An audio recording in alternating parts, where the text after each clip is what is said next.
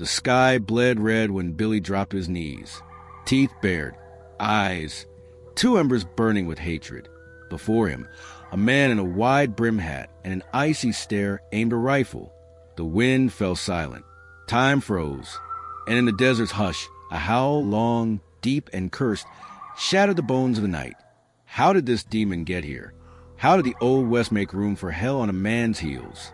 Like this kind of story? Then hit that like button, subscribe to the channel, and drop a comment below with where you're watching from. Oh, and stick around to the end, because that howl's still going to echo inside you. Fort Sumner was a dry bone in the heart of New Mexico. Sun scorching the hide, ground of sand and sin, and 3 saloons to hide the shame of the living. Nothing grew there, except curses. That night, the moon had been swelling for days, full as a drunk's throat on his last swig. And when it rose whole, white and cruel, the wind shifted. The dogs went quiet, and a smell of old blood spread through the air. Billy was in the back stable, messing with the harness of the only horse that didn't hate him yet. His skin burned like thorns were sprouting inside. He'd spent weeks trying to outrun it, but it was like fleeing your own shadow. "It's coming again," he muttered, his voice rough as sand scraping iron. Then he heard it, not a scream, a tune, someone whistling in the dark. He stepped out of the barn, revolver in hand, each step heavier than the last, nails itching, sweat reeking of sulfur. And there, at the end of the alley between the general store and the brothel, a hooded figure waited. "It's time, Billy," the voice said. "Fort Sumner wants your blood or your soul." He recognized the face, an old partner in crime, now a servant of the thing that cursed his flesh. Billy pulled the trigger, but the man had already turned to dust. And then came the pain, the claws, the teeth, and the howl. Fort Sumner heard it, and trembled. The next morning, Fort Sumner woke mute.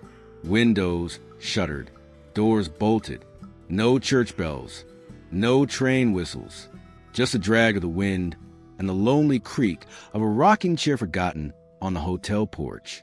There was blood on the main street, and tracks, not horse, not man, crossing the dust until they vanished into the dry bed of the Pecos River.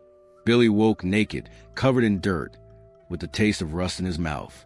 In his eyes, a murky reflection of himself in the cracked mirror of the abandoned ranch where he'd collapsed. His body still pulsed with traces of the beast, jaw aching, fingers marked by claws that shouldn't exist. He spat on the ground, dressed in silence, then looked at the sky. The moon had set, but the curse was still there, inside him, burning slow, on the edge of the old fireplace, a note pinned by a rusty knife. The Reverend's back, and with him, the flock. They want you, Billy, and they won't stop until you howl for the last time. Billy crumpled the paper and tossed it into the fire. He knew that name, Reverend Calder, a preacher who once spoke of salvation, but now made pacts with shadows even the devil wouldn't touch. The flock was more than a group. It was a cult, hunters of freaks. They judged, they burned, and they left crosses to count the bodies. Billy knew what it meant. They were coming for him, but not with bullets. With twisted faith and blessed steel, he saddled the horse, strapped on his belt, grabbed the short-barreled shotgun, and the old bone necklace a Navajo, which had given him. Not that he believed, but in that land, anything that kept evil at bay was welcome. Before riding out, he glanced back at the empty ranch, remembered when he was just a gunman, an outlaw hungry for cash, not flesh. Now he was something else, something the stars refused to look at. "If it's war they want," he growled, his voice thick with the beast, "they'll get a full moon's worth of it." And he rode south, where they said Calder had raised a church from the ashes, a sanctuary for hunters, and maybe a chance to end it all, or howl until the end of time.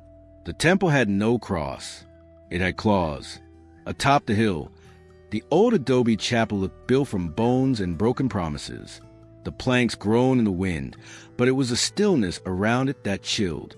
System froze the spine. No coyote dared come near.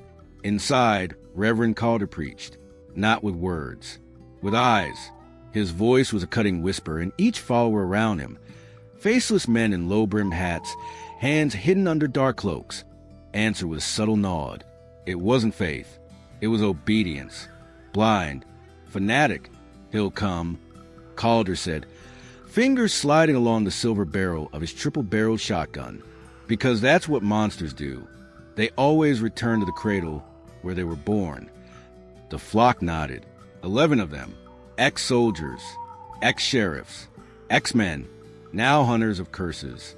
Each marked by time's unyielding scars. Each bearing a wound from claws, teeth, or legends. Calder raised a chain of silver stakes, still stained with the blood of something that once screamed like a man and died like a beast. Billy, he's the last link. The hunt ends when the moon bleeds over Fort Sumner. Far off, across the plain, Billy felt it, not with senses, with instinct. He knew the smell of silver, knew the taste of fear, and that hill reeked of both. But there was more. As he drew closer, the earth changed. Ash in the soil. Ravens perched silent. Time seemed to crack. And by the dry creek bed, he found a warning. A coyote skull. An iron stake piercing its crown. Hanging from it, a charred crucifix. Billy dismounted, rested his hand on his gun. But his eyes went to the sky. The moon hadn't risen yet, but he could already feel his bones creaking, his skin itching.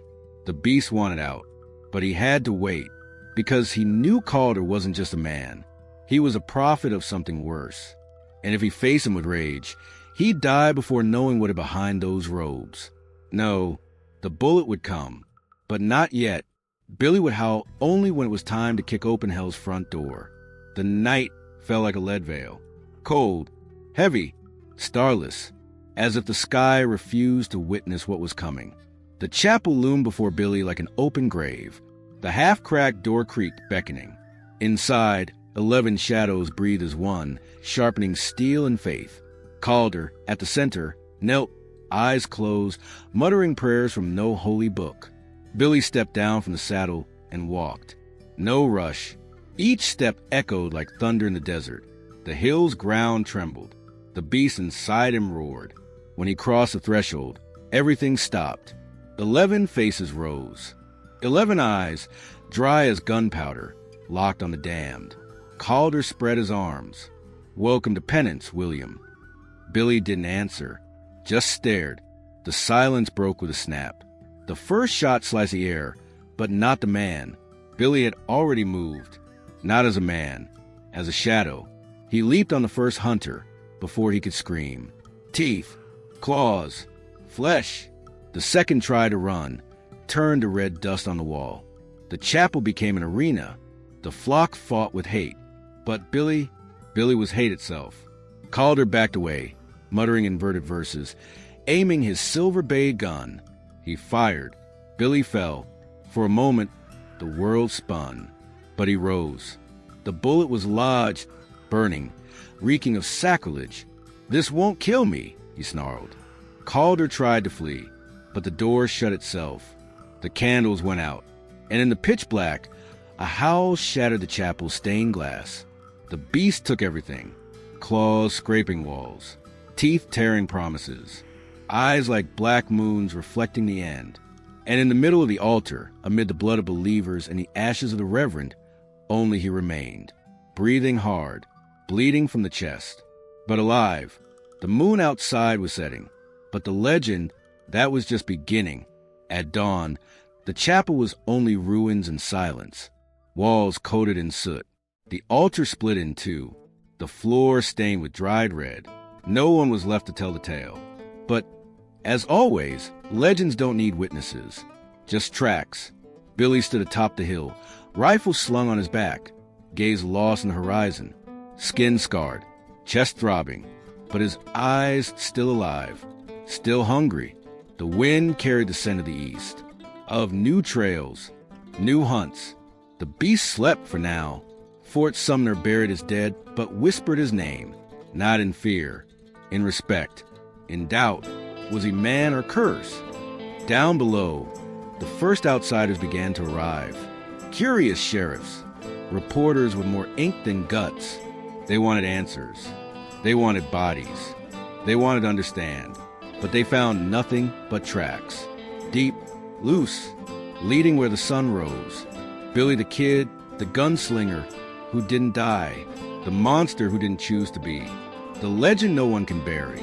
And so, the howl of Fort Sumner echoes still, not in books, but in the earth, in the wind, and on nights when the moon grows too big, too white, too alive. If this story gave you chills, hit that like button, subscribe to the channel, and comment below which legend you want to see come alive in the next video. Who knows? You might be the one to hear the next howl. Until then, keep the fire burning.